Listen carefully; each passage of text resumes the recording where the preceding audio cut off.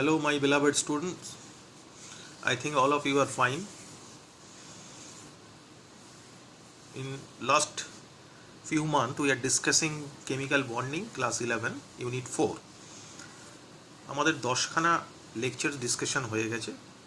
Before starting discussion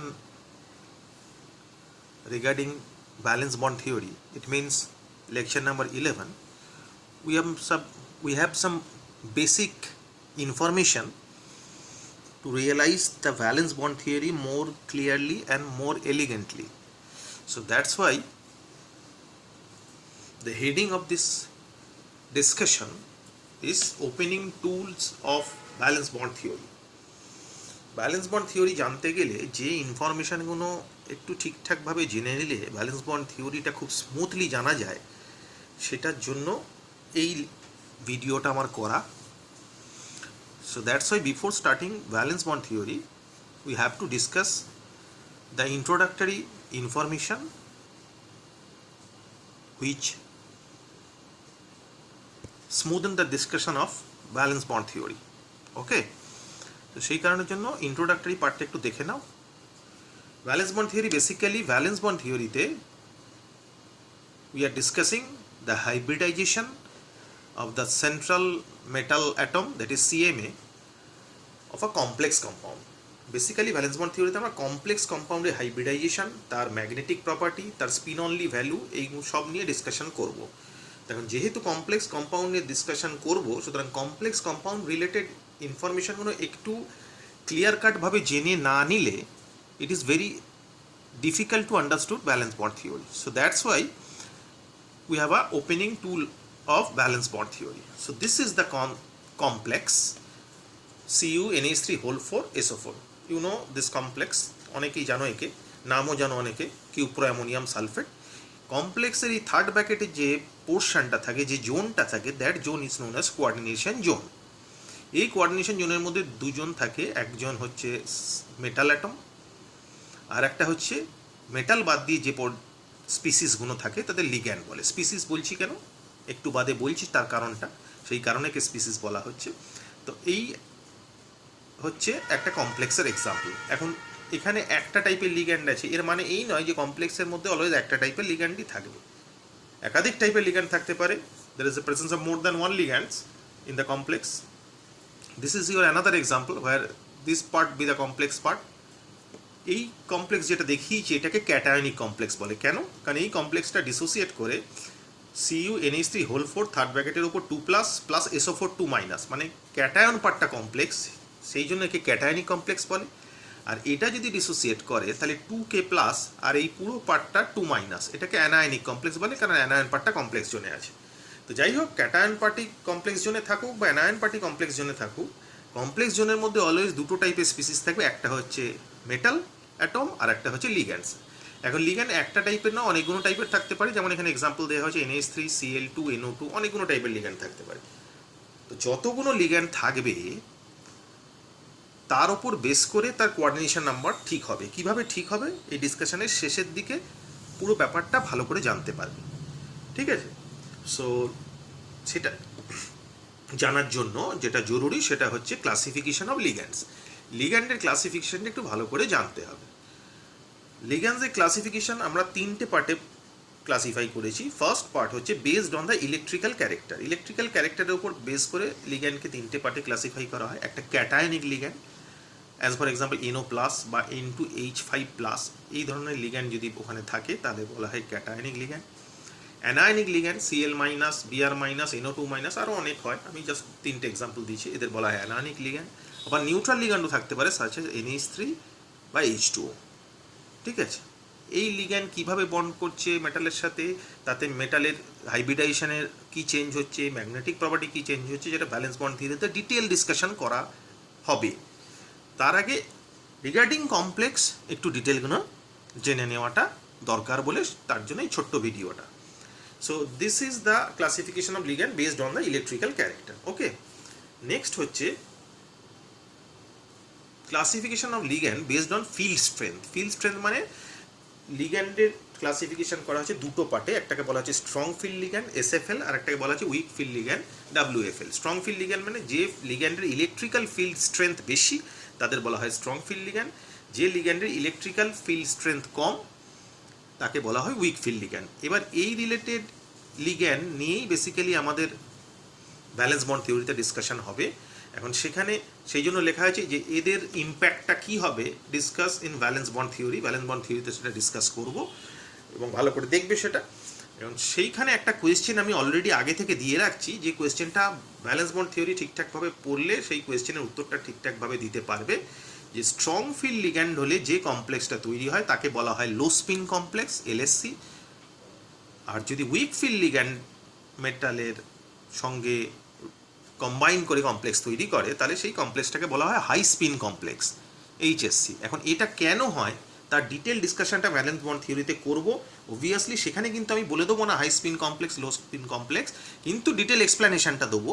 সেটা থেকে তোমাকে ডিসাইড করতে হবে whether it is true or false. সেই কোয়েশ্চেন ওই জন্য আগে থেকে দিয়ে রাখছি যে স্ট্রং ফিল্ড লিগ্যান্ড হলে লো স্পিন কমপ্লেক্স হয়, তার এভিডেন্স ব্যালেন্স বন্ড থিওরিতে যে ডিসকাশনটা হবে সেটা থেকে বলা যায় কিনা, এবং উইক ফিল্ড লিগ্যান্ড হলে হাই স্পিন কমপ্লেক্স হয় তারও ডিটেলটা ব্যালেন্স বন্ড থিওরি ডিসকাশন থেকে বলা যায় কিনা।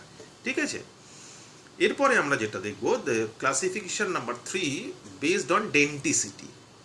ডেন্টিসিটি মানে কি, অ্যাকচুয়ালি যে লিগ্যান্ডগুলো আছে সেই লিগ্যান্ডগুলোর অ্যাটাচমেন্ট অ্যাটমের উপর বেস করে লিগ্যান্ডের ক্লাসিফিকেশন হয়। এখন লিগ্যান্ডগুলো যদি একটা অ্যাটম দিয়ে অ্যাটাচ হয়, যেমন বলেছে number of donor atom in a single ligand that bind to a central metal atom that is CMA in the complex is known as denticity. আবার বলছি, number of donor atom in a single ligand that bind to a central metal atom in the complex is known as denticity। মানে কোনো লিগ্যান্ডের যটা number of donor atom থাকবে, যে donor atom দিয়ে মেটালের সাথে bond করবে সেই নাম্বারটা হচ্ছে তার ডেন্টিসিটি। যেমন monodentate ligand, obviously denticity 1, Cl minus Br minus NO2 minus NH3 H2O NO plus. কারণ কেন এদের মোনোডেন্টেড লিগ্যান্ড বলা হচ্ছে, কারণ এদের একটাই ডোনার অ্যাটম, সেটা দিয়েই মেটালের সাথে বন্ড করবে, যার জন্য এদের ডেন্টিসিটি 1, সেই জন্য এদের বলা হয় মোনোডেন্টেড লিগ্যান্ড। সেকেন্ডটা হচ্ছে বাইডেন্টেড লিগ্যান্ড। অবভিয়াসলি বুঝতেই পারছো যে ডেন্টিসিটি 2 হবে, তাহলে number of atom in a single ligand কটা হবে, অবভিয়াসলি দুটো হবে। যেমন এটা একটা এক্সাম্পল দিয়েছে EN abbreviated ethylene diamine, formula CH2NH2 CH2NH2, এর দুটো ডোনার অ্যাটম আছে, এই নাইট্রোজেন দিয়েও বন্ড করবে, এই নাইট্রোজেন দিয়ে মেটালের সাথে বন্ড করবে, তার মানে এর ডেন্টিসিটি অবভিয়াসলি 2 হবে। আর একটা দেওয়া হয়েছে C2O4 2- অক্সালেট আয়ন। এই অক্সালেট আয়নকে এক্সপ্যান্ডেড ফর্মে লিখেছি, this is BLN bond line notation দিয়ে। তাতে দেখা যাচ্ছে যে এই অক্সালেট আয়নের দুটো ডোনার অ্যাটম আছে, একটা অক্সালেট আয়ন যার মধ্যে দুটো ডোনার অ্যাটম আছে, দুটোই অক্সিজেন, তাহলে এই দুটো দিয়ে মেটালের সাথে বন্ড করবে, তাহলে এটার denticity obviously 2, that's why it is an example of bidentate ligand. তো অবভিয়াসলি ট্রাইডেন্টেড লিগ্যান্ড ডেন্টিসিটি 3 হবে। এক্সাম্পল দিয়েছি diethylene triamine, this is be the formula of diethylene triamine.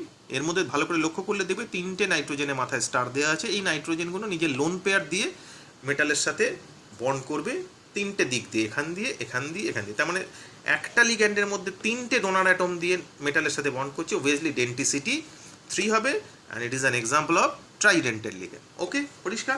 আর এটা কি কাজে লাগবে, the most crucial part, that is the coordination number. এতক্ষণ ধরে আমরা যা লাস্ট আমরা ডিসকাশন করেছি in case of hybridization lecture, যারা হাইব্রিডাইজেশন আমার ক্লাস করোনি তারা IMI ক্লাসেসে ইউটিউবে সার্চ দিয়ে হাইব্রিডাইজেশন পার্ট 1 হাইব্রিডাইজেশন পার্ট 2 দুটো ডিসকাশন করা আছে, সেটা ভালো করে দেখবে, প্লাস VSEPR থিওরিটা ভালো করে দেখবে, ডিটেল এক্সপ্লেনেশন করা আছে, ডিটেলে পুরো এক্সপ্লেনেশন করা আছে, এবং সেটা দেখলে মোটামুটি হাইব্রিডাইজেশন রিলেটেড কোনো রকম বিন্দুমাত্র কোনো সংশয় থাকবে না।